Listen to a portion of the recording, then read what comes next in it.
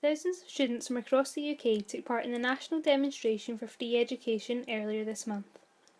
Organised by the National Campaign Against Fees and Cuts, the demonstration took place in London on the 4th of November. Students were protesting against the current education system, in particular the scrapping of maintenance grants for poorer students, which will be replaced by loans.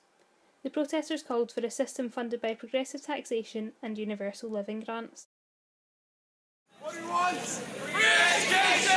We want it now! The Hub spoke to some protesters who were attending the I march. think that it's really key that students should kind of support free education. I mean, it's almost a fundamental right, and the fact that they're charging £9,000 for this, it's bizarre. I mean, it's so prohibitive to the general population who deserve this education. Education it's a fundamental right for humanity. So to charge these extortionate fees, I mean, all of us here are racking up thousands and thousands of pounds worth of debt.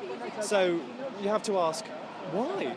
And so this is the cause I truly believe in. I think we really need to protest this, put it forward, and actually bring some change about.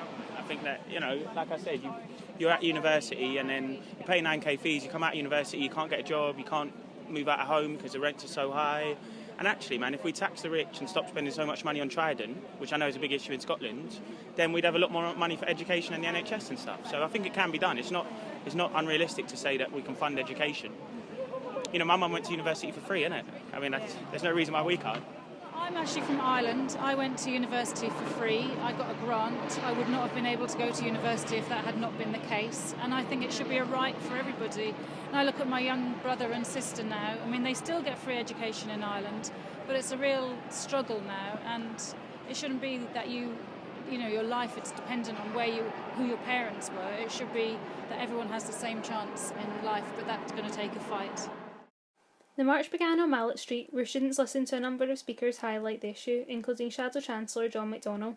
It continued through central London, passing key sites. These included Millbank, the site of former student demonstrations, 10 Downing Street, the Houses of Parliament and the Home Office. Students were suddenly joined by a large group of people dressed in black as they passed Parliament.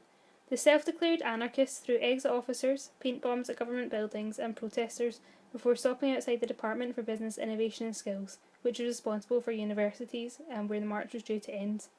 The group then threw eggs at the building, attacked the press and set off a firework in the middle of the crowd, bringing the march to an abrupt end.